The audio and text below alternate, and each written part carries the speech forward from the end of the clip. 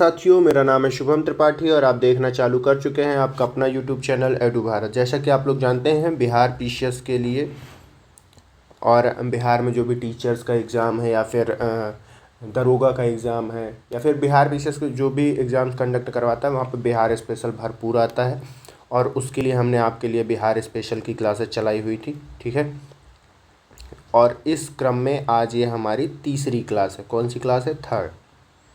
चलिए शुरू करते हैं बिना टाइम गवाए हुए। तो इससे पहले हमने बिहार की ज्योग्राफी और बिहार का पॉलिटिकल स्ट्रक्चर और लगभग हमने बिहार का बाकी का जो पोर्शन है वो कवर कर लिया है। आज से हमारा बिहार हिस्ट्री चालू होने वाला है। ठीक है, तो यहाँ पे बिहार में प्रथम कौन बना पहले, वो सारी चीज़ें दी गई हैं एक चार्ट की तरह। इसको आप ध्यान से देखिएगा।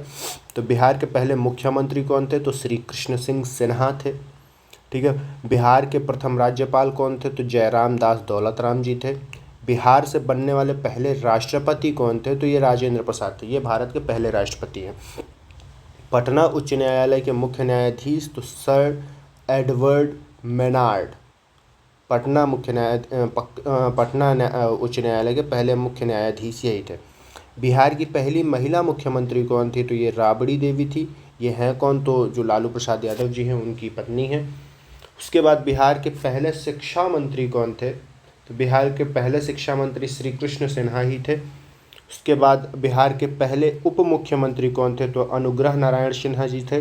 ठीक है, उसके बाद बिहार विधानसभा के पहले अध्यक्ष कौन रहे हैं? तो राम दयालु सिंह जी हैं।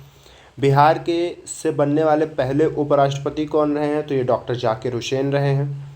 बिहार विधान सभा परिषद जो है, बिहार विधान परिषद के पहले अध्यक्ष तो रामाश्रय प्रसाद सिंह जी हैं। आप इनका नाम जरूर याद रखना। ठीक है, फिर उसके बाद बिहार के पहले स्वतंत्रता सेनानी तो वीर कुंवर सिंह। बिहार की पहली महिला राज्यपाल तो राम दुलारी सिन्हा। फिर बिहार के पहले लोकायुक्त जनार्दन ठाकुर। आप इनका नाम ध्यान रखें, जनार्दन ठाकुर बिहार के पहले लोकायुक्त हैं। उसके बाद बिहार के पुलिस महानिदेशक पहले कौन बने हैं? तो श्याम सुंदर शर्मा जी बने हैं। उसके बाद हम देखते हैं बिहार की पहली महिला सांसद कौन थी? तो राधा गोविंद ठाकुर।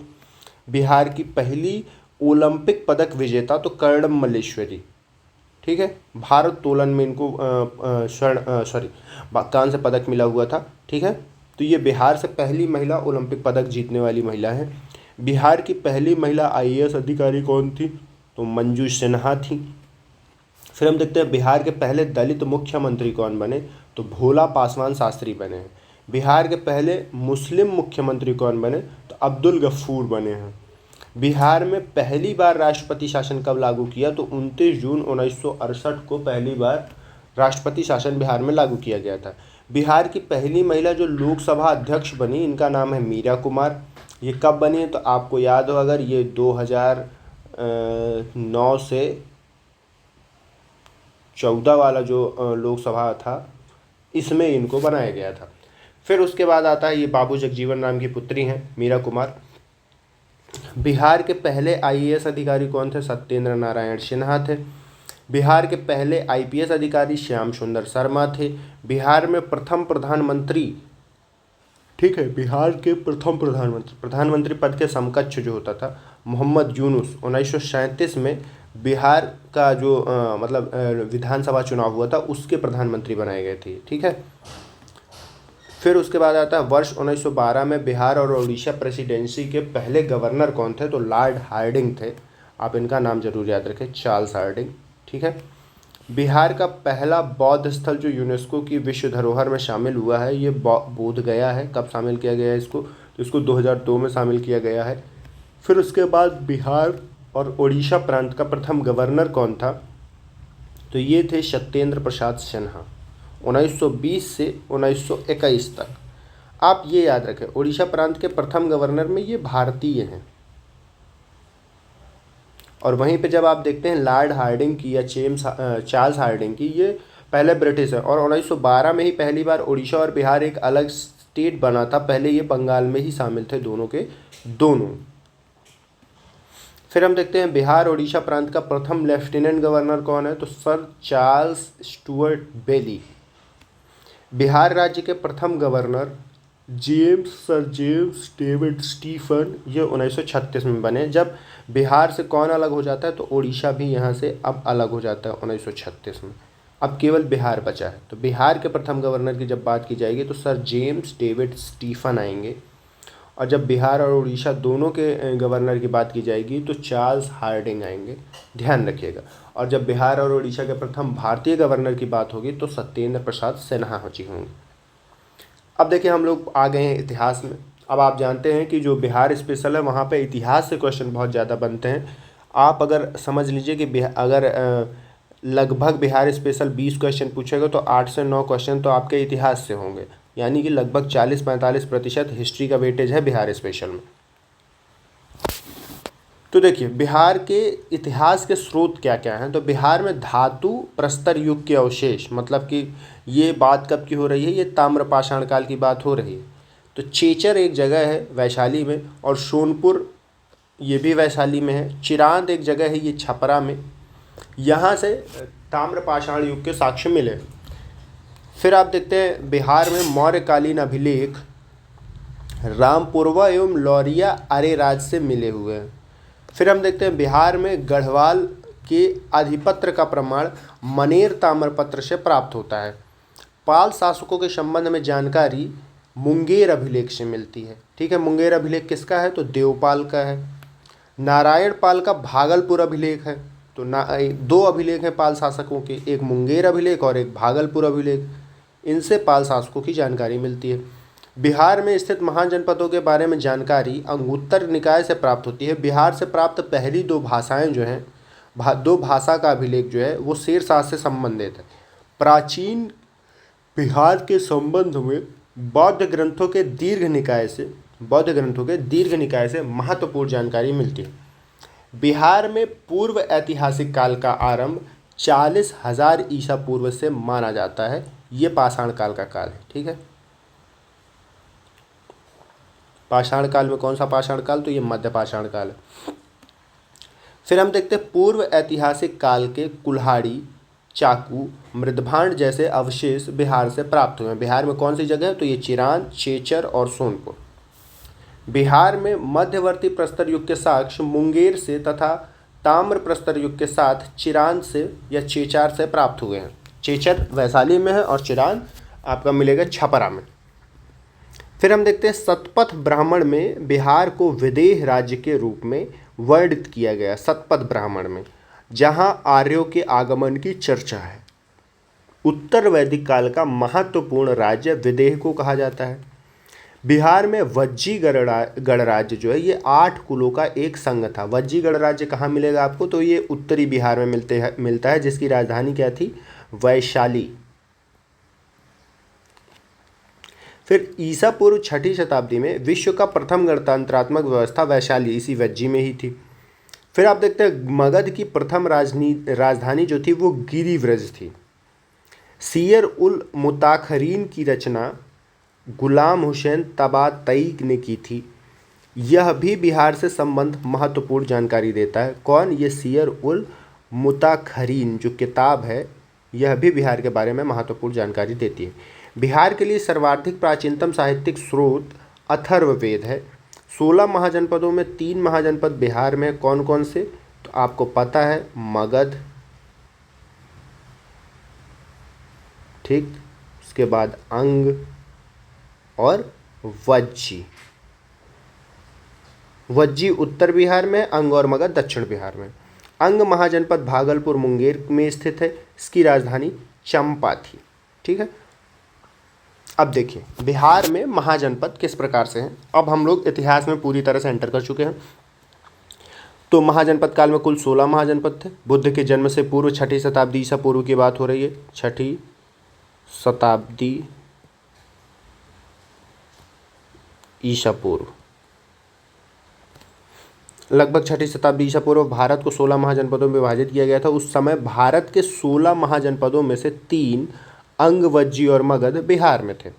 अब अंग महाजनपद की बात। अंग महाजनपद का प्रथम उल्लेख आपको अथर्ववेद में मिलता है। वैनसांग ने इस स्थान को चेन्यो कहा था। इस राज्य में कुल 25 राजा थे। अंग महाजनपद में आधुनिक बिहार के भागलपुर, मुंगेर, बांका वाले जिले शामिल हैं। अंग महाजनपद की राजधानी चंपा थी। इस साम्राज्य के अंतिम 3 राजा क्रमशः दधिवाहन, दृढ़वर्मन और ब्रह्मदत्त थे। मगध राजवंश के राजा बिंबिसार ने ब्रह्मदत्त के समय इस राज्य को मगध में मिला लिया था। बिंबिसार कौन था? हर्यक वंश का शासक था, ध्यान रखिएगा। वज्जी संघ बुद्ध के समय 10 प्रमुख गणराज्यों में वज्जी संघ एक प्रतिष्ठित था गणराज्य था। गंगा नदी के उत्तर में स्थित लिच्छवी गणराज्य था।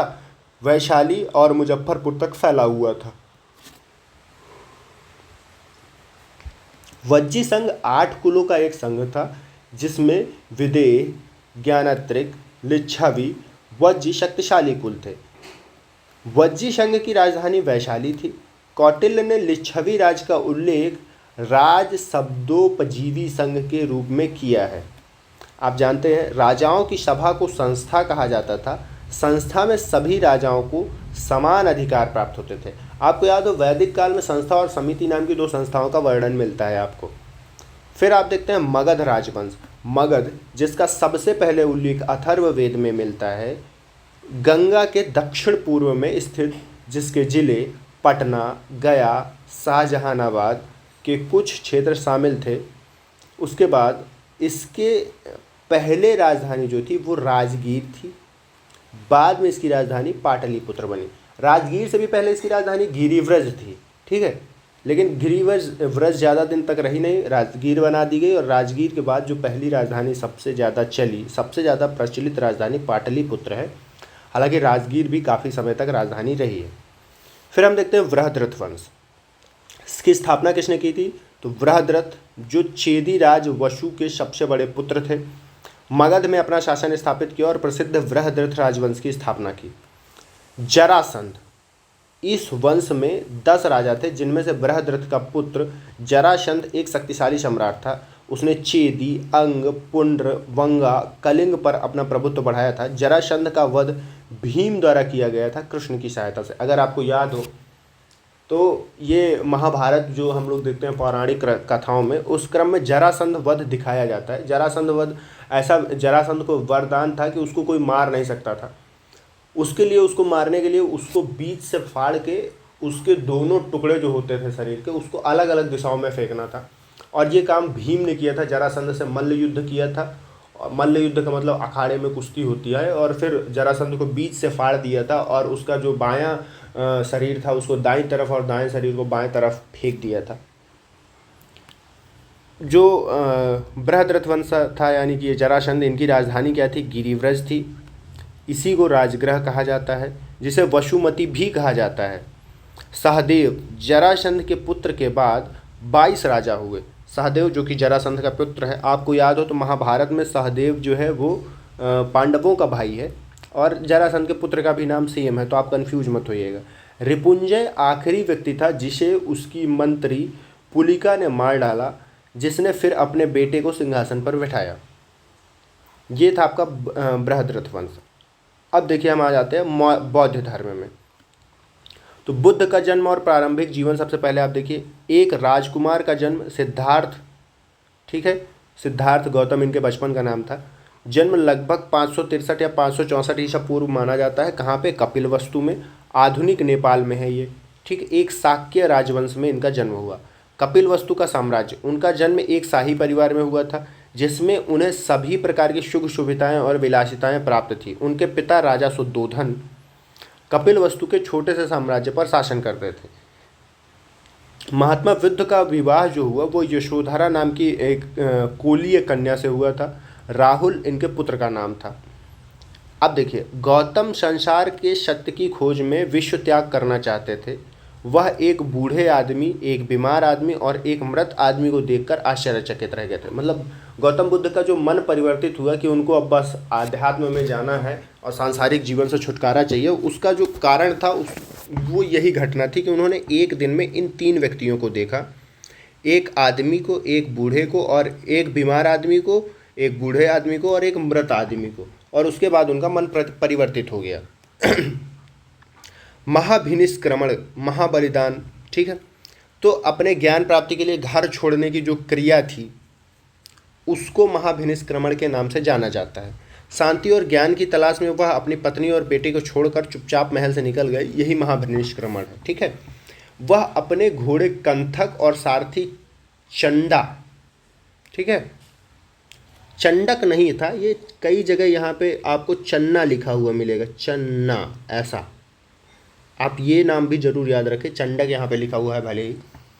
तो इनके सारथी का नाम चन्ना था। कई बार पेपर में एग्जाम में आयोग के पूछा जाता है कि घोड़े का कंथक और सारथी, ठीक है। तो बिना किसी सूचना के शहर से चले गए अपने घोड़े और सारथी के साथ में। इस घटना को महाभिनिष्क्रमण के नाम से जाना जाता है। तपस्या और ज्ञान की खोज, तो कठोर तपस्या, सिद्धार्थ ने कई वर्षों तक हम बता देते 29 वर्ष की अवस्था में इन्होंने अपना गृह त्याग किया था और 6 वर्ष की तपस्या के बाद इनको ज्ञान प्राप्ति हुई 35 वर्ष में। ये देखिए 35 वर्ष की आयु में बोध गया, जो बिहार में गया जी जिले में है, निरंजना नदी के किनारे, जिसको फल्गु नदी भी कहा जाता है, बोधि वृक्ष यानी कि पीपल का वृक्ष था, उसके नीचे ध्यान के दौरान इनको ज्ञान की प्राप्ति हुई। अब उन्हें बौद्ध, तथागत या शाक्य मुनि कहा जाने लगा जब उनको ज्ञान प्राप्त हुआ। धर्म चक्र प्रवर्तन, पहला उपदेश जब महात्मा बुद्ध ने दिया उसको धर्म चक्र प्रवर्तन कहा गया। पहला उपदेश उन्होंने कहाँ दिया है तो सारनाथ में दिया है, ठीक है। ज्ञान प्राप्ति के बाद बुद्ध ने पहला उपदेश सारनाथ में अपने 5 शिष्यों को दिया, इसे धर्म चक्र प्रवर्तन कहा गया। धर्म का प्रचार, उन्होंने अपने जीवन के शेष 45 वर्ष दुनिया भर में घूमते हुए उपदेश देते हुए बिताए। उन्होंने सारनाथ, मथुरा, राजगीर, गया, पाटलिपुत्र का दौरा किया। उन्होंने अपने अधिकांश उपदेश श्रावस्ती, जो कौशल जो उस समय गणराज्य था, वहाँ साम्राज्य था, वहाँ पे सबसे ज़्यादा दिए। बिंबिसार, अजातशत्रु, प्रसेनजीत, उदयन, ये सभी राजा उनके शिष्य बने। महापरिनिर्वाण, तो मृत्यु की घटना को महापरिनिर्वाण कहा जाता है। बुद्ध की मृत्यु 80 वर्ष की आयु में 483 ईसा पूर्व कुशीनगर में हुई, जो वर्तमान में देवरिया उत्तर प्रदेश में पड़ेगा। उनकी मृत्यु को महापरिनिर्वाण कहा गया। उनकी मृत्यु का कारण उनके शिष्य चुंद द्वारा किया गया भोजन था। कहा जाता है कि चुंद के यहाँ उन्होंने सूकर माधव खाया था। सूकर माधव एक प्रकार का खाद्य पदार्थ था, जिसको खाने के बाद अतिसार हो गया था महात्मा बुद्ध को। अतिसार रोग के कारण उनकी मृत्यु हो जाती है। उनके अवशेषों को 8 भागों में बांटकर उन पर एक एक स्तूप बनवाया गया। उनके जन्म और मृत्यु की तारीख चीनी परंपरा पर आधारित है। अब बुद्ध धर्म के त्रिरत्न क्या हैं, तो त्रिरत्न में बुद्ध हैं। बुद्ध वह प्रबुद्ध व्यक्ति है जिन्होंने हमें बौद्ध धर्म का मार्ग दिखाया। धर्म है, धर्म बुद्ध की शिक्षाओं का समूह है जो हमें जीवन के सत्य को समझने में सहायता करती है। और संघ क्या है, संघ भिक्षुओं और भिक्षुणियों का समुदाय है जो बुद्ध की शिक्षाओं का पालन करते हैं। इसीलिए त्रिरत्न क्या है, बुद्धम धम्मम संघम। बौद्ध धर्म के प्रमुख संप्रदाय कौन कौन से, तो आप जानते हैं हीनयान बौद्ध धर्म का प्रमुख संप्रदाय। मूल शिक्षाओं पर बल, हीनयान कैसा है तो मूल शिक्षाओं पर बल देता है। हीनयान बौद्ध धर्म के बुद्ध की मूल शिक्षाओं पर अधिक जोर दिया जाता है। मोक्ष प्राप्त करने के लिए व्यक्तिगत प्रयासों पर विश्वास करता है। मूर्ति पूजा में हीनयानी विश्वास नहीं रखते हैं। अरहत यानी कि हीनयान में मोक्ष प्राप्त व्यक्ति को अरहत कहा जाता है, ये आप ध्यान रखेंगे। अब देखिए महायान क्या है, तो महायान बोधिसत्व में बिलीव करता है, वो महात्मा बुद्ध की मूर्ति की पूजा भी करता है। खुद मोक्ष प्राप्त करके दूसरों को मोक्ष प्रदान करने का काम करता है। जैसे बोधिसत्व जो है ऐसा व्यक्ति होता है जो स्वयं मोक्ष प्राप्त किया हो और दूसरों को मोक्ष प्राप्त करने में मदद करे। बुद्ध की प्रतिमा की पूजा होती है महायान में। अवतारवाद का विचार महायान में भी प्रचलित है, जिसके अनुसार बुद्ध विभिन्न रूपों में अवतार लेते हैं। अब देखिए संगीतियाँ, पहले बौद्ध संगीतियाँ कहाँ कब कैसे हुई हैं, तो ये आपको याद रखना। बहुत बार इस चार्ट से क्वेश्चन बनता है, तो आप इस चार्ट को याद रखिए। मुझे पता है बहुत से आप में से होंगे जिनको ये चार्ट याद भी होगा। अगर नहीं याद है तो याद कर लीजिए। आप समझ लीजिए यहाँ से क्वेश्चन छपता है हर अल्टरनेट ईयर में, और ऐसा नहीं कि सिर्फ एक आयोग में, हर एक आयोग यहाँ से क्वेश्चन बना रहा है। तो प्रथम बौद्ध संगीति कब हुई, 483 ईसा पूर्व। ये वही साल है जब महात्मा बुद्ध की मृत्यु होती है। ये अजातशत्रु ने की है। अजातशत्रु के शासनकाल में इसकी प्रथम बौद्ध संगीति हुई। अजातशत्रु की राजधानी क्या थी, तो अजातशत्रु की राजधानी राजगृह थी, तो अपनी राजधानी में ही न करवाएगा वो। फिर देखिए अध्यक्ष इसका कौन था बौद्ध संगीति का, प्रथम बौद्ध संगीति का, ये महाकश्यप था। फिर हम देखते हैं द्वितीय बौद्ध संगीति 383 ईसा पूर्व, डायरेक्ट 100 साल बाद हो रही है, कालाशोक। तो कालाशोक ने क्या किया है, ये कालाशोक शिशुनाग वंश का शासक था, शिशुनाग का पुत्र था, और कालाशोक के शासनकाल में द्वितीय बौद्ध संगीति हो रही है। और इस समय आप देख रहे हैं कि वैशाली में ये बौद्ध संगीति हो रही है। कारण बताता हूँ मैं, कालाशोक की राजधानी वैशाली क्यों हो गई? पहले तो राजगृह राजधानी थी ना। तो होता क्या है, जो अजातशत्रु है, अजातशत्रु हर्यक वंश का शासक है, ठीक है, ये बिंबिसार का पुत्र है। इसके बाद हर्यक वंश चलता है। हर्यक वंश का अंतिम शासक था नागदशक। नागदशक की हत्या किसने की? शिशुनाग ने। शिशुनाग कौन था नागदशक का? शिशुनाग नागदशक का मंत्री था, ठीक है। अब देखिए नागदशक के काल तक राजधानी राजगृह ही है, नागदशक की राजधानी राजगृह ही है। लेकिन शिशुनाग ने जब नागदशक की हत्या की अपने राजा की, एक मंत्री ने, और जब तो उसको डर था शिशुनाग को कि कहीं जो जनता है वो विद्रोह ना कर दे, इसीलिए शिशुनाग ने क्या किया कि राजधानी बदल दी अपनी सुरक्षा तथा साम्राज्य की सुरक्षा के लिए। और शिशुनाग ने राजधानी किसको बनाया? वैशाली को। और जब शिशुनाग ने राजधानी वैशाली को बनाया तो शिशुनाग का ही पुत्र था कालाशोक, तो उसके काल में भी राजधानी वैशाली ही रही। और इस तरह से आप देखेंगे द्वितीय बौद्ध संगीति कहाँ हो रही है? वैशाली में हो रही है। अब देखिए शिशुनाग के वंश का ये कालाशोक ही जो है, ये कालाशोक ही वैशाली से राजधानी को परिवर्तित करके पाटलिपुत्र कर देगा। लेकिन जब ये बौद्ध संगीति हुई है तब राजधानी वैशाली ही रहती है। कई बार कहा जाता है कि पाटलिपुत्र को राजधानी उदयन ने बनाया था। उदयन ने बनाया था, लेकिन उदयन से पहले कालाशोक ने उसको राजधानी बना दी थी। और अध्यक्ष इस समय कौन था? तो साबकमीर था। फिर आप देखते हैं तृतीय बौद्ध संगीति कहाँ हुई है? तो 250 ईसा पूर्व, लगभग 130 साल बाद कहाँ हो रही है? पाटलिपुत्र में। क्योंकि इस समय मौर्य वंश का शासन है, और आप जानते हैं कि घानानंद के काल से, नंद वंश के काल से ही, हालांकि ये शिशुनाग वंश के अंत में भी पाटलिपुत्र राजधानी बन गई, और उसके बाद फिर मगध राजवंश, मगध जो महाजनपद है उसकी राजधानी पाटलिपुत्र ही रही है। तो अशोक के काल में आप कहाँ बनेगी? तो पाटलिपुत्र में बनेगी। मोगलीपुत्र जो है इसकी अध्यक्षता करेंगे। और चतुर्थ बौद्ध संगीति कहाँ हो? 72 ईस्वी में हो रही है। अब आप देख रहे हैं इस वाली जो बौद्ध संगीति, यहाँ पे 300 साल का गैप आ गया है। कश्मीर कुंडलवन में हो रही। क्यों कश्मीर कुंडलवन में हो रही? क्योंकि कनिष्क जो कुषाण शासक है, कुषाण शासक कनिष्क, इसकी राजधानी कुंडलवन है, तो वो अपनी राजधानी में ही करवाएगा ना, क्यों वो पटना में करवाने जाएगा। और ये जो वसुमित्र हैं इसके अध्यक्ष हैं। इसके उपाध्यक्ष इस समिति के जो थे वो अश्वघोष थे। कई बार पूछता है, तो आप ये भी ध्यान रखेंगे, ठीक है। चलिए, तो बौद्ध धर्म हमारा समाप्त हुआ। हम आते हैं जैन धर्म में। जैन धर्म की स्थापना किसने की? तो जैन धर्म की स्थापना ऋषभदेव ने की थी। ये प्रथम जैन तीर्थंकर थे।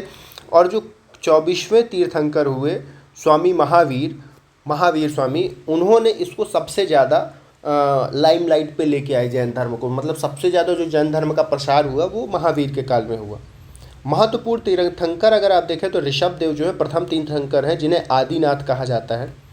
पार्श्वनाथ जो है ये 23वें तीर्थंकर है, भगवान महावीर के पूर्ववर्ती हैं। और जो महावीर है ये 24वें तीर्थंकर है, अंतिम तीर्थंकर, जिन्हें जैन धर्म का वास्तविक संस्थापक भी माना जाता है। महावीर का जन्म जो है 540 ईसा पूर्व कुंडग्राम में हुआ। कुंडग्राम जगह कहाँ है? तो ये आज के वैशाली जिले में पड़ता है। इनके पिता का नाम सिद्धार्थ था, जो ज्ञात्रिक कबीले के थे। अब ज्ञात्रिक को ऐसा कबीला है, तो ज्ञात्रिक एक गणराज्य था वज्जी साम्राज्य का ही। इनकी जो माता है त्रिशला है, वैशाली के राजा चेटक की पुत्री हैं, ठीक है। विवाह आप देखेंगे इनका किसके साथ होता है? तो यशोदा से इनका विवाह किया जाता है। इनकी एक बेटी थी जिसका नाम अनुज्जा था। अनुज्जा। घर छोड़ना, महावीर ने घर कब छोड़ा? तो 30 वर्ष की आयु में। आप जानते हैं महात्मा बुद्ध ने 29 वर्ष की अवस्था में घर छोड़ा था, और महावीर ने 30 वर्ष की आयु में। और कैवल्य, जैसे कि आप देखते हैं बौद्ध धर्म में ज्ञान प्राप्ति के बाद वैसे ही जो जैन धर्म है यहाँ पे ज्ञान प्राप्ति को कैवल्य कहा गया है। महात्मा बुद्ध को 6 वर्ष की तपस्या के बाद ज्ञान प्राप्त हो गया था, और महावीर को 12 वर्ष की तपस्या के बाद ज्ञान प्राप्त होता है। 42 वर्ष की आयु में ऋजुपालिका नदी के किनारे उनको कैवल्य की प्राप्ति हुई। जो ऋजुपालिका नदी और वृक्ष कौन था, तो साल वृक्ष। अब कहेंगे क्या आप भी साल वृक्ष, पीपल वृक्ष, ऐसे पेड़वा याद करोगे तो कैसे होए, तो होए पेड़वा याद करे के पड़े। अब देखिए उपदेश कौन कौन से हैं, तो महावीर ने अपना पहला उपदेश विपुलांचल पर्वत राजगीर में दिया था। ये जगह याद रखिएगा, क्योंकि जैसे महात्मा बुद्ध का सारनाथ पूछता है वैसे ही इनका भी पूछ सकता है। तो विपुलांचल पर्वत राजगीर पर दिया था। जीवन भर मोक्ष का मार्ग दिखाया। फिर देखिए निर्वाण, 468 ईसा पूर्व 72 वर्ष की आयु में भगवान महावीर हैं, इनका निधन होता है 468 ईसा पूर्व में। ठीक है, पावापुरी में इनका निधन हो जाता है। फिर हम देखते हैं ब्रह्मचर्य, काम वासना का त्याग करना था और अपरिग्रह संपत्ति का त्याग करना, संसार से वैराग्य, मतलब संपत्ति को ग्रहण ना करना ही, संग्रहित ना करना ही अपरिग्रह है। अब देखिए चंपा के राजा दधिवाहन की पुत्री चंदना जो चंदनबाला पहली जैन धर्म को मानने वाली महिला थी, इसीलिए इसको जैन व्रती कहा जाता है। महावीर ने बिहार के विभिन्न स्थानों जैसे चंपा, नालंदा, वैशाली, पावापुरी, गया का दौरा किया। जैन धर्म की शिक्षाएं, जैन धर्म कौन कौन सी शिक्षाएं देता है, तो महावीर की शिक्षाओं का ध्यान अहिंसा, सत्य, चोरी ना करना, ब्रह्मचर्य, अपरिग्रह। जैन भिक्षुओं के लिए 5 महाव्रत अनिवार्य माने गए। कौन कौन से, तो अहिंसा, सभी प्राणियों पर दया करना, सदैव सत्य क्या है, तो सदैव सत्य बोलना, अस्तेय किसी भी वस्तु की चोरी नहीं करना, अपरिग्रह संपत्ति का त्याग करना, मतलब कि संपत्ति का संचय नहीं करना। उसके बाद ब्रह्मचर्य, यौन इच्छाओं से संयम बरतना। ऐसा नहीं कि यौन इच्छाओं को तुमने खत्म कर दिया, इनमें संयम रखना है। त्रिरत्न क्या है, तो जैन धर्म का अंतिम लक्ष्य निर्वाण या मोक्ष की प्राप्ति है, जो कि निम्नलिखित पालन करने से प्राप्त हो सकती है, जैसे कि सम्यक ज्ञान, सही ज्ञान, सम्यक कर्म, सही आचरण, सम्यक श्रद्धा, सही विश्वास। हम देखते हैं मुख्य संप्रदाय कौन कौन से हैं जैन धर्म में, तो दिगंबर और श्वेतांबर। आप दिगंबर जानते हैं भद्रबाहु, श्वेतांबर जानते हैं आपके स्थूलभद्र। अगर आपने हिस्ट्री वाली हमारी क्लास की है तो उसमें हमने ये जैन धर्म बहुत अच्छे से डिटेल में बताया हुआ है। ये बिहार स्पेशल के अकॉर्डिंग हम पढ़ा रहे हैं बस। दिगंबर संप्रदाय के मुनि नग्न रहते थे, जबकि श्वेतांबर संप्रदाय के मुनि सफ़ेद वस्त्र धारण करते थे। जैन धर्म की मुख्य विशेषताएं कौन कौन सी हैं, तो तीर्थंकर। जैन धर्म में तीर्थंकरों को पूर्ण रूप से ज्ञान प्राप्त है, मोक्ष प्राप्त करने वाला माना जाता है। पंच महाव्रत कौन कौन से हैं, तो महावीर ने जैन मुनियों के पालन के लिए 5 महाव्रत बताए हैं। सत्य, अहिंसा, अस्तेय, अपरिग्रह, ब्रह्मचर्य। अब आप जानते हैं, मैं आपको एक चीज़ और इंटरेस्टिंग बता देता हूँ। सत्य, अहिंसा, अस्तेय और अपरिग्रह जो है ये महावीर से पहले भी ये 4 महाव्रत थे, लेकिन 5वां महाव्रत जो ब्रह्मचर्य है ये महावीर ने जोड़ा था। जीव जो है जैन धर्म में सभी जीवों को समान माना जाता है, चाहे वे सूक्ष्म जीव हों या स्थूल जीव हों। कर्म सिद्धांत जो जैन धर्म का है, जैन धर्म में कर्म सिद्धांत का बहुत महत्व है। इसके अनुसार हमारे कर्म हमारे पुनर्जन्म पर निर्धारित होते हैं। मोक्ष का विचार, जैन धर्म के अनुसार मनुष्य अपने भाग्य का निर्माण स्वयं करता है। वह शुद्धता, सदाचार और जीवन को जीकर मोक्ष प्राप्त कर सकता है। जैन धर्म के प्रमुख ग्रंथ कौन कौन से हैं, तो अंग, उपांग और आचरांग हैं। ठीक है, अंग कौन से हैं, तो जैन धर्म के सबसे प्राचीन ग्रंथ जो है इनको अंग कहा गया है, जिसमें महावीर के उपदेशों का संकलन है। उपांग क्या है, ये ग्रंथ अंगों की व्याख्या करते हैं और जैन धर्म के सिद्धांतों को विस्तार से समझाते हैं। आचरांग क्या है, इस ग्रंथ में जैन मुनियों के आचरण के नियमों को निर्धारित किया गया है। सूत्र कृतांग ये भी जैन ग्रंथ है, इसमें यह ग्रंथ जैन धर्म के विभिन्न सिद्धांतों की व्याख्या करते हैं। भव्यांग ये भी जैन ग्रंथ है, इस ग्रंथ में जैन धर्म के तीर्थंकरों के जीवन और कथाओं का वर्णन किया गया है। कल्पसूत्र जैन धर्म का धार्मिक ग्रंथ है, जिसमें 24 तीर्थंकरों का जीवन चरित्रों का उल्लेख किया गया है। अब मैं आपको बता दूं कल्पसूत्र लिखी किसने है, तो ये लिखी है भद्रबाहु ने। भद्रबाहु कौन है, तो ये वही हैं जो जैन तीर्थंकर हैं। भद्रबाहु, ये वही भद्रबाहु हैं जो दिगंबर संप्रदाय के प्रणेता हैं। अब देखिए प्रथम बौद्ध संगीति कब होती है, तो प्रथम बौद्ध संगीति आपकी लगभग 300 ईसा पूर्व हो रही है। कहाँ पे? पाटलिपुत्र में, आधुनिक पटना में। इस संगीति में भगवान महावीर के निर्वाण के बाद आयोजित की गई थी, जिसका उद्देश्य जैन आगम तथा संरक्षण करना था। इस संगीति के परिणाम स्वरूप दिगंबर और श्वेतांबर संप्रदायों के बीच विभाजन हुआ। दिगंबर मानते थे कि इस समय के दौरान मूल जैन ग्रंथ खो गए, जबकि श्वेतांबरों ने एक अलग सेट का संरक्षण किया था। ठीक है। और जो दूसरी बौद्ध संगीति ये कब हुई? लगभग 800 साल बाद। ये 300 ईसा पूर्व है, ये 512 ईस्वी है, तो 800 साल का गैप है, आप ये याद रखेंगे। वल्लभी गुजरात में हुई है यह संगीति श्वेतांबर संप्रदाय द्वारा आयोजित की गई थी। ठीक है। इसका उद्देश्य महावीर के समय से मौखिक रूप से संकलित श्वेतांबर जैन ग्रंथों को संगठित और संकलित करना था। इस संगीति के परिणाम स्वरूप वल्लभी कैनन का गठन हुआ। इस संगीति के दौरान संकलित ग्रंथों में 45 आगम ग्रंथ शामिल थे, जिन्हें आज भी श्वेतांबर जैनियों का प्रमाणी ग्रंथ माना जाता है। अब आ जाते हैं हम लोग हर्यक वंश पे। ठीक है। तो हर्यक वंश की स्थापना किसने की थी? तो बिंबिसार ने की थी, ये हमने आपको बताया है। 544 ईसा पूर्व हर्यक वंश की स्थापना बिंबिसार ने की। यह एक कुशल शासक था। मगध साम्राज्य का विस्तार किया, एक शक्तिशाली साम्राज्य बनाया। अंत 412 ईसा पूर्व शिशुनाग ने हर्यक वंश के अंतिम शासक नागदशक की हत्या कर दी। अब देखिए हमने बताया था अभी आपको, जब संगीतियाँ बता रहे थे, शिशुनाग वंश की स्थापना कैसे हुई। ठीक है। कार्यकाल जो रहा इस हर्यक वंश का वो लगभग 131 वर्ष रहा। अब इसमें से हम शासक देखते हैं। पहला शासक बिंबिसार, संस्थापक है ये। ठीक है। विजय। बिंबिसार ने अपने शासनकाल में कई राज्यों को जीतकर मगध साम्राज्य का विस्तार किया। जैसे कि ब्रह्मदत्त को हराकर इसने अंग को जीता था, अंग महाजनपद को जीता और उसको मगध में मिला दिया।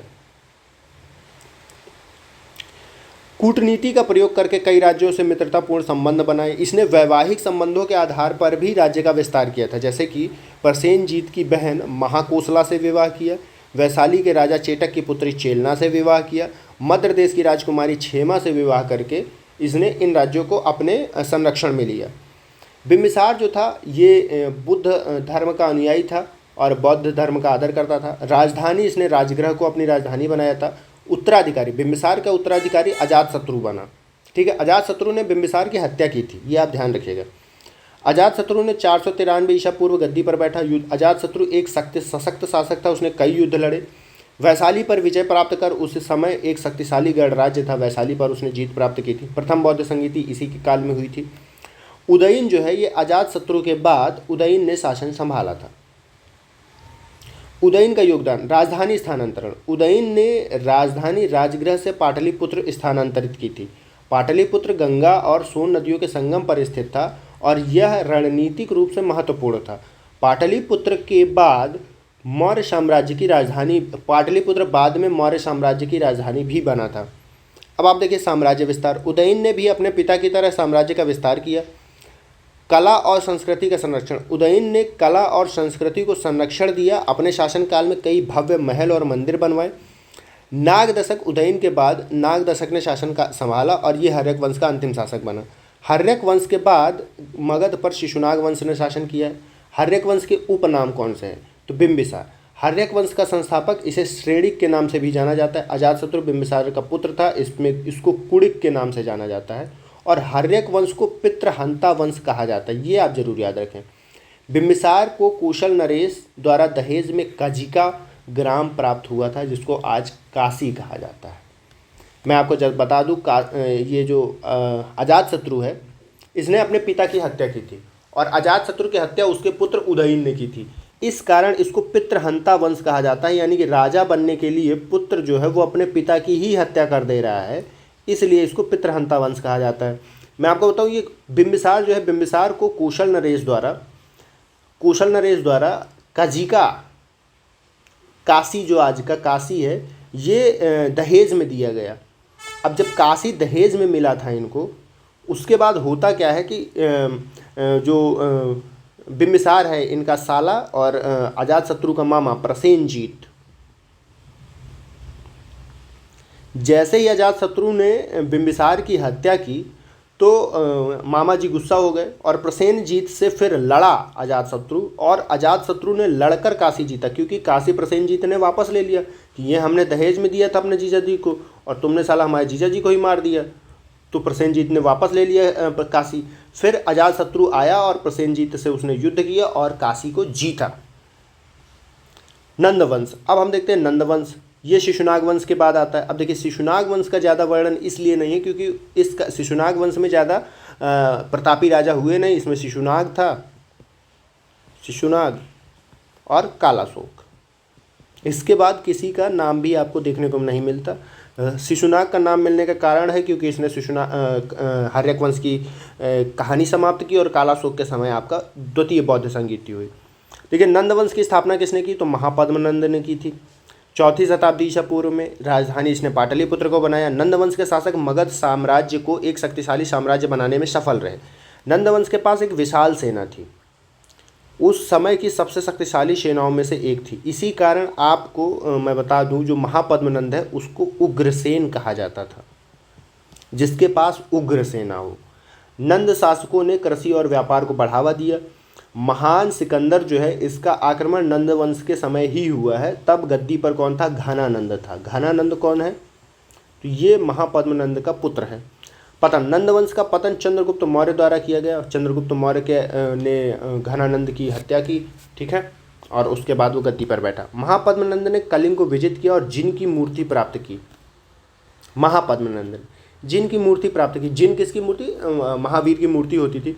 और मैं आपको बता दूं ये मूर्ति, इसके साक्ष्य कहाँ से मिलते हैं? खारवेल अभिलेख, सॉरी क्या बोल रहा हूँ मैं, हाथी गुफा अभिलेख, हाथी गुम्फा अभिलेख किसका है ये? तो ये कलिंग राजा खारवेल का है। इसी अभिलेख से ये जानकारी मिलती है कि जो महापद्मनंद है वो जिनकी मूर्ति ले गया था। महापद्मनंद ने कलिंग पर हमला किया था, कलिंग में नहरें बनवाई थी। ये सारी जानकारी आपको हाथी गुफा अभिलेख में मिलेगी। और इस अभिलेख को लिखवाया किसने? खारवेल ने।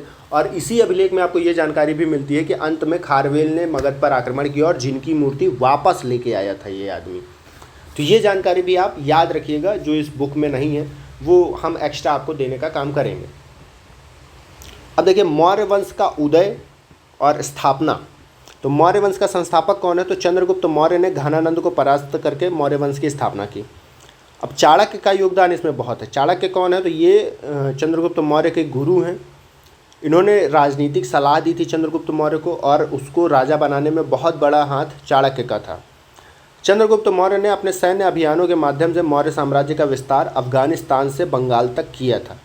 चंद्रगुप्त मौर्य का जन्म 345 ईसा पूर्व हुआ था। मौर्य वंश का संस्थापक था। इसके गुरु चाणक्य है। चाणक्य का दूसरा नाम विष्णुगुप्त है, कौटिल्य है। इन्होंने चाणक्य ने अर्थशास्त्र की रचना की। अर्थशास्त्र राजनीति का ग्रंथ है, राजनीति विज्ञान का ग्रंथ है, ठीक है, भले ही इसका नाम अर्थशास्त्र है। अर्थशास्त्र का संबंध राजनीति से। सेल्यूकस निकेटर के साथ संघर्ष। तो हम आपको बता दें 305 ईसा पूर्व 305 बीसी में सेल्यूकस निकेटर और चंद्रगुप्त के बीच युद्ध होता है और इस युद्ध में चंद्रगुप्त मौर्य जीतता है। युद्ध के जीतने के बाद फिर हेरात और बहुत सारा एरिया जो है सेल्यूकस निकेटर चंद्रगुप्त मौर्य को, यानी कि जो आज का अफगानिस्तान पाकिस्तान वाला क्षेत्र है, वो दहेज में देता है और अपनी पुत्री का विवाह भी करता है। किसके साथ? चंद्रगुप्त मौर्य के साथ। सेल्यूकस निकेटर काबुल, कंधार, मकरान, हेरात वाला क्षेत्र चंद्रगुप्त को दान में देता है और अपनी पुत्री कार्नेलिया का विवाह करता है। चंद्रगुप्त मौर्य जो है ये जैन धर्म को मानता था। अंतिम समय में क्या होता है? चंद्रगुप्त मौर्य के शासनकाल के अंतिम समय में 12 वर्ष का अकाल पड़ जाता है। इस अकाल से पीड़ित होकर के, इस अकाल से त्रस्त आकर के चंद्रगुप्त मौर्य शासन अपने पुत्र को सौंप देता है। पुत्र कौन था? बिंदुसार था। बिंदुसार, अब आप कंफ्यूज मत होइएगा बिंदुसार और बिंबिसार में। बिंबिसार क्या है? तो बिंबिसार हर्यक वंश का संस्थापक है और बिंदुसार चंद्रगुप्त मौर्य का पुत्र है, मौर्य वंश का शासक है।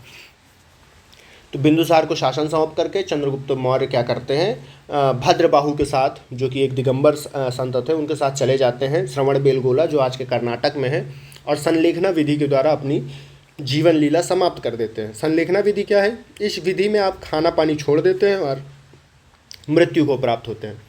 चंद्रगुप्त मौर्य की उपलब्धियाँ। तो चंद्रगुप्त मौर्य ने भारत का प्रथम एकीकृत साम्राज्य स्थापित किया। चंद्रगुप्त मौर्य ने एक कुशल प्रशासनिक व्यवस्था स्थापित की। चाणक्य के अर्थशास्त्र में मौर्य साम्राज्य की प्रशासनिक व्यवस्था का विस्तृत वर्णन मिलता है।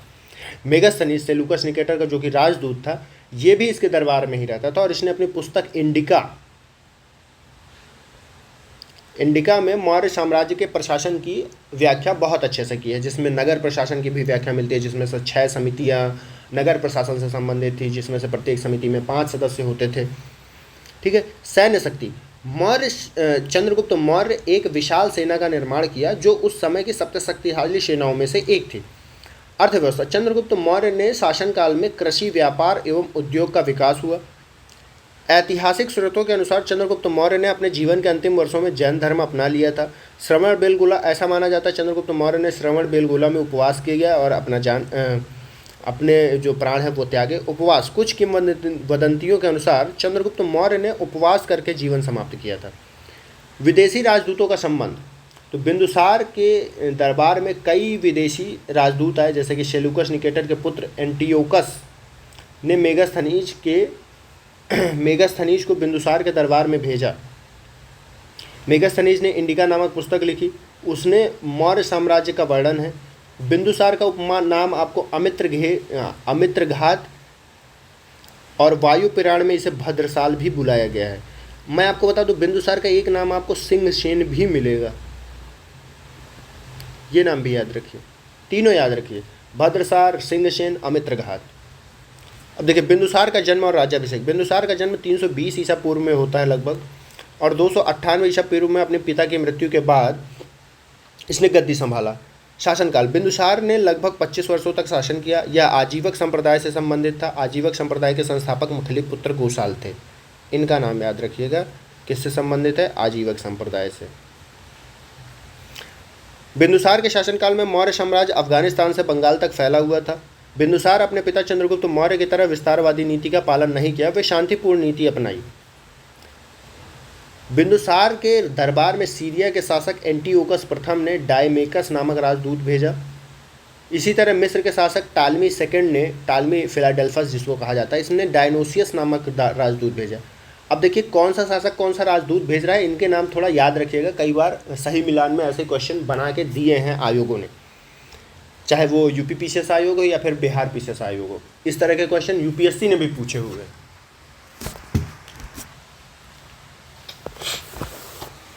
व्यापारिक संबंध, इन राजदूतों के आदान प्रदान से दोनों देशों के बीच व्यापारिक संबंध सुदृढ़ हुए। संस्कृति का आदान प्रदान, इन राजदूतों के माध्यम से भारत और पश्चिमी देशों के बीच सांस्कृतिक आदान प्रदान हुआ। दार्शनिकों का आदान प्रदान, बिंदुसार ने सीरिया के शासक से दार्शनिकों को भेजने का अनुरोध किया था, यद्यपि इस अनुरोध को स्वीकार नहीं किया गया था। बिंदुसार ने मांगा था कि मुझे सूखी अंजीर, क्या क्या मांगा था? तो सूखी अंजीर और मीठी मदिरा और दार्शनिक मांगे थे। किससे मांगे थे? तो सीरिया के शासक से मांगे थे। सीरिया के शासक ने सूखी अंजीर और मीठी मदिरा दी थी, लेकिन दार्शनिक देने से मना कर दिया था कि ये तो नहीं दे पाऊंगा क्योंकि मेरे पास खुद नहीं है। बिंदुसार के समय मंत्रिपरिषद के प्रधान खल्लाटक को कहा जाता था। ठीक है, प्रधान को खल्लाटक कहा जाता था। अब आ जाते हैं हम अशोक पर। तो अशोक का जन्म लगभग 304 ईसा पूर्व में हुआ है। बिंदुसार का पुत्र था। उसने 269 ईसा पूर्व में सिंहासन संभाला। इस वक्त जब वो शासन संभालने वाला था, उससे पहले वो अवंती का राज्यपाल था। इसकी माता का नाम सुभद्रांगी था। कलिंग युद्ध, अशोक अपने शासनकाल के 8वें वर्ष 261 ईसा पूर्व कलिंग युद्ध हुआ। इस युद्ध में नरसंहार से अशोक बहुत दुखी हुआ था। उसका हृदय परिवर्तित हो गया और उसने बौद्ध धर्म अपना लिया। इसका वर्णन अशोक के 13वें अभिलेख में मिलता है। 13वें शिलालेख कहाँ? रुम्मनदेई, नेपाल, एनपी। अरे यार, इसको और पतला ही कर लूँगा। फिर देखिए धम्म का प्रचार। तो कलिंग युद्ध के बाद अशोक ने बौद्ध धर्म का प्रचार प्रसार आरंभ किया। उसने धम्म नामक एक नई नीति अपनाई और जिसके उद्देश्य सभी जीवों के कल्याण के लिए कार्य करना था। शिलालेख। अशोक ने अपने शासनकाल में कई शिलालेख बनवाए जिनमें धम्म के सिद्धांतों का वर्णन किया। ये शिलालेख आज भी भारतीय इतिहास के महत्वपूर्ण स्रोत हैं। अशोक ने बौद्ध धर्म के प्रचार प्रसार के लिए कई अनुयायी भेजे, साथ ही उसने श्रीलंका, सीरिया, मिस्र आदि देशों में भी बौद्ध धर्म का प्रचार किया। बौद्ध धर्म का प्रसार। अशोक ने के प्रयासों से बौद्ध धर्म भारत के बाहर फैला। अशोक ने शांति और अहिंसा का प्रसार किया। सामाजिक कार्य। अशोक ने समाज सेवा के कार्यों को बढ़ावा दिया। उसने अस्पतालों, धर्मशालाओं, कुओं का निर्माण करवाया। चिकित्सा का वर्णन अशोक के दूसरे शिलालेख में मिलेगा आपको। अशोक ने अपने राज्य में लोक कल्याण के कई कार्य किए। उन्होंने किसानों, व्यापारियों और आम लोगों के हितों में कई कानून बनाए। जैसे कि तीसरे शिलालेख में अधिकारियों को आदेश है कि हर 5 वर्ष के उपरांत अधिकारी राज्यों का दौरा करेंगे। ये आपको कहाँ मिलेगा? तीसरे शिलालेख में। अशोक के अभिलेखों के बारे में अगर मैं वर्णन देखूँ तो मास्की, गुर्जरा, उदयगोलन और नेतूर अभिलेख से अशोक का वास्तविक नाम आपको अशोक ही मिलेगा। इन्हीं अभिलेखों में अशोक का नाम अशोक मिलेगा। कौन कौन से? मास्की, गुर्जरा, उडेगोलम और नेत्यूर। ये चारों एज इट इज़ आप याद रखेंगे इनका नाम। कर्नाटक के कग्गनहल्ली से प्राप्त शिलालेख में अशोक का नाम रांड्यो अशोक मिलता है। उसके बाद अशोक पुराणों में अशोक का नाम अशोक वर्धन मिलता है। अहरार अभिलेख में कहा गया है कि अशोक बौद्ध धर्म का अनुयायी था। ग्रीक और आर्मेइक लिपि का अभिलेख अफगानिस्तान से प्राप्त हुए हैं। खरोष्ठी लिपि के अभिलेख कौन कौन से? तो शहबाजगढ़ी और मानसेहरा अभिलेख खरोष्ठी लिपि में लिखे गए हैं। शेष जो भारत में अभिलेख मिले हैं वो आपको ब्राह्मी लिपि में मिलेंगे। खरोष्ठी लिपि दाएं से बाएं लिखी जाती है। अशोक के शिलालेखों की खोज पटेद्री फैनथेलर ने की थी 1750 में, जिनकी संख्या 14 है, जबकि इसे सबसे पहले जेम्स प्रिंसेप ने 1837 में पढ़ा था। अशोक के स्तंभ लेखों की संख्या 7 है जो केवल ब्राह्मी लिपि में लिखे गए हैं। कौशाम्बी में लिखा गया अभिलेख उसे रानी का अभिलेख नाम से जाना जाता है। अशोक के सर एक कुना अभिलेख जो है ग्रीक और आर्मेइक भाषा में प्राप्त हुआ है। अशोक का सर एक कुना अभिलेख ग्रीक एवं आरामी भाषा से लिखा गया है। अब देखिए अशोक के किस शिलालेख में किस चीज़ का वर्णन है, ये बहुत बार पूछता है। आप इन 14 के 14 को एज इट इज़ याद रखिएगा। प्रथम शिलालेख में पशु संरक्षण और बलिदान की बात की गई है। दूसरे शिलालेख में कल्याणकार। तीसरे शिलालेख में अधिकारियों को आदेश कि वो राज्यों का हर 5 वर्ष में दौरा करें। चौथे शिलालेख में धम्म के प्रचार का प्रभाव। पांचवें शिलालेख में धम्म महामात्रों की नियुक्ति, मोस्ट इंपॉर्टेंट पूछता है बार बार। शिलालेख 6 में क्या है? तो प्रशासनिक कार्यों एवं धम्म का पालन। शिलालेख 7 में धार्मिक सहिष्णुता की बात की गई है, ये भी पूछता है बार बार। शिलालेख 8 में धम्म यात्रा का वर्णन है। शिलालेख 9 में धम्म का उत्सव। शिलालेख 10 में धम्म का महत्व। शिलालेख 11 में धम्म की शिक्षाएं। शिलालेख 12 में महिलाओं महामात्रों की नियुक्ति पूछता है ये। उसके बाद शिलालेख 13 में क्या है? कलिंग युद्ध और धम्म के प्रति समर्पण, ये भी पूछता है बार बार। फिर उसके बाद शिलालेख 14 में किसका वर्णन है? तो शिलालेखों का सारांश दिया गया है। तो आप ये 14 का क्या किसमें है थोड़ा एक बार पढ़िएगा, और ये जो मैंने इंपॉर्टेंट लगाया हुआ है इनको याद रखिएगा। ये दूसरा और तीसरा भी महत्वपूर्ण है। मौर्यकालीन प्रशासन किस प्रकार का था? तो अगर हम केंद्रीय प्रशासन की बात करें तो मौर्य साम्राज्य का प्रशासनिक ढांचा बहुत संगठित था। प्रशासन के केंद्र में सम्राट होता था तथा सभी प्रशासनिक गतिविधियों का प्रमुख भी सम्राट ही होता था। सम्राट की सहायता के लिए मंत्री परिषद होती थी। अर्थशास्त्र में मंत्री परिषद का उल्लेख मिलता है। फिर देखिए प्रांतीय प्रशासन कैसा था? तो साम्राज्य को कई प्रांतों में विभाजित किया गया था जिसकी देखरेख कुमार या आर्यपुत्र के द्वारा की जाती थी। कुमार या आर्यपुत्र कौन होते थे? ये राजा के ही पुत्र होते थे जिसको राजकुमार होते थे, ठीक है। ये प्रांत और छोटे छोटे क्षेत्रों में बांटे गए थे जिनकी देखरेख विभिन्न अधिकारियों द्वारा की जाती थी। प्रांत को चक्र कहा जाता था। सबसे छोटी इकाई ग्राम थी और ग्राम का जो मुखिया होता था उसको ग्रामिक कहा जाता था। फिर देखिए नगर प्रशासन की यदि हम बात करें तो मौर्य साम्राज्य में नगरों का महत्वपूर्ण स्थान था। नगरों का प्रशासन नगराध्यक्ष द्वारा संचालित होता था। 30 सदस्यों का एक मंडल था जो 6 समितियों में विभाजित था। प्रत्येक समिति में 5 सदस्य, ठीक है। ये नगर जो प्रशासन था उसको देखता था, ये हमने आपको बताया है। इसका वर्णन आपको कहाँ मिलेगा? 30 सदस्यों की एक मंडल जिसमें 6 समितियाँ, प्रत्येक समिति में 5 सदस्य, ये आपको मिलेगा इंडिका में। इंडिका में किसने लिखा है? मेगास्थनीज ने। ऐसे सोर्स पूछता है, कहता है किस किताब में लिखा है ऐसा, तो आप बताइएगा कि इंडिका में लिखा है, क्योंकि हमने ये चीज़ आपको बता रखी है और एग्ज़ाम में ये आएगा, ऐसे ही आएगा। फिर हम देखते हैं कर एवं राजस्व प्रणाली।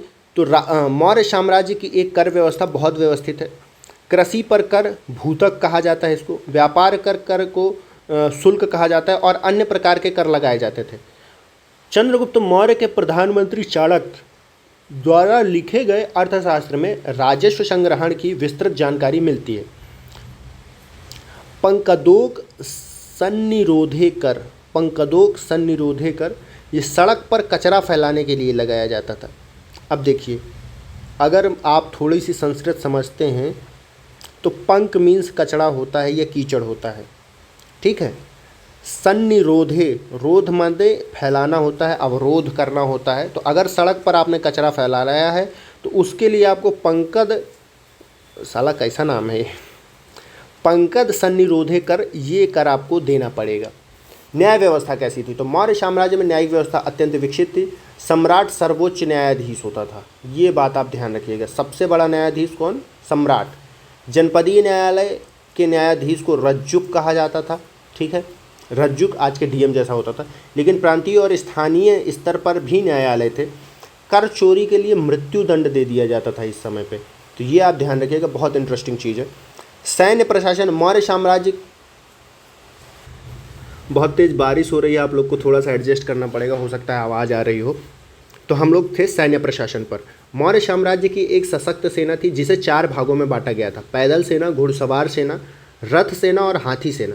इसी तरह से पूछता है कि मौर्य सेना में कौन कौन से अंग शामिल थे, तो आप इन चारों को जरूर याद रखिएगा: पैदल, घुड़सवार, रथ, हाथी, ठीक है।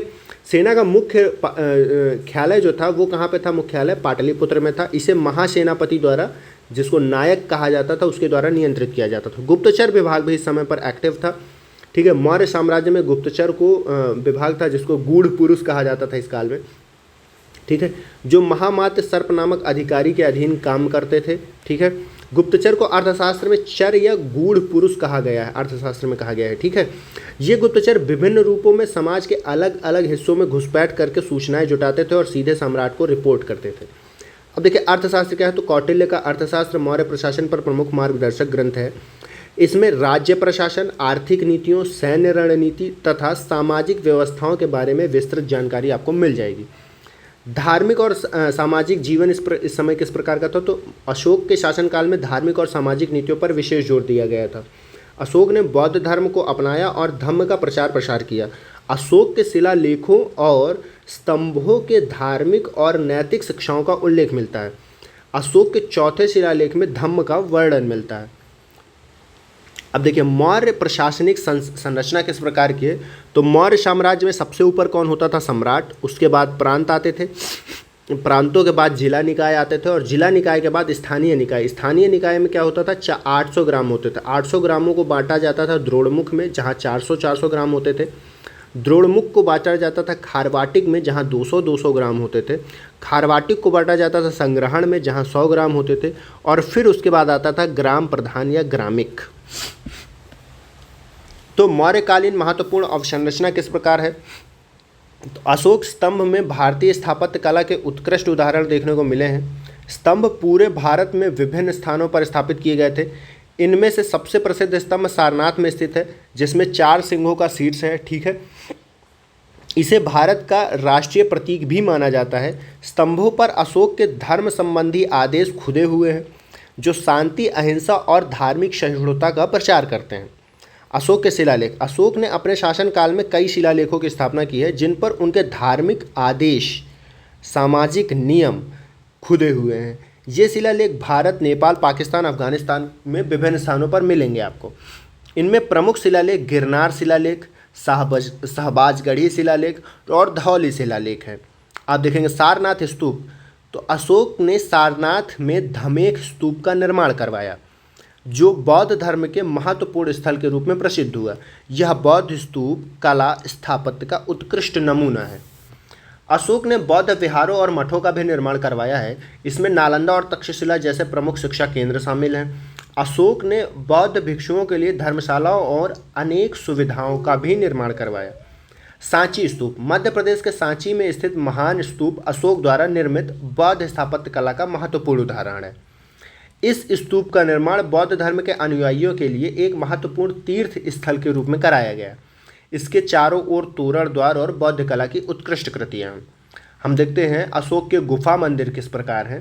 तो अशोक ने कई गुफा मंदिरों का निर्माण कराया है जिनका उपयोग बौद्ध भिक्षुओं द्वारा ध्यान और आवास के लिए किया जाता था।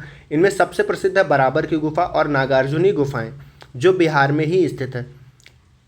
फिर हमारा आता है अशोक का सारनाथ का जो अशोक चक्र है वो सारनाथ स्तंभ के शीर्ष पर अशोक चक्र एक महत्वपूर्ण स्थापत्य संरचना है।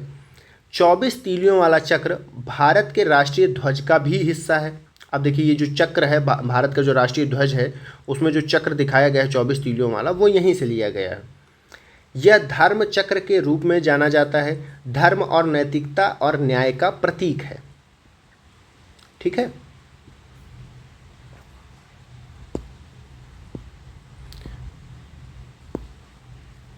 तो आज की क्लास हमारी यहीं तक रहेगी। ठीक है, कल हम इसके आगे कंटिन्यू करेंगे। तो अगर आपको वीडियो पसंद आया तो आप जानते हैं क्या करना है। ठीक है, अगर आप हमको कुछ सजेशन देना चाहते हैं, ये देखिए आज तीसरी क्लास थी, 2 क्लासेज और लगेंगी, आपका बिहार स्पेशल कंप्लीट हो जाएगा। करंट अफेयर हम करंट अफेयर के साथ कवर करा देंगे। तो अगर आपको कुछ सजेशन देना, आपको लगता है कि हाँ हमारी क्लास में कमी है तो आप कमेंट कर सकते हैं। अगर कमेंट नहीं करना है आप हमसे पर्सनली जुड़ सकते हैं @TRIPATHI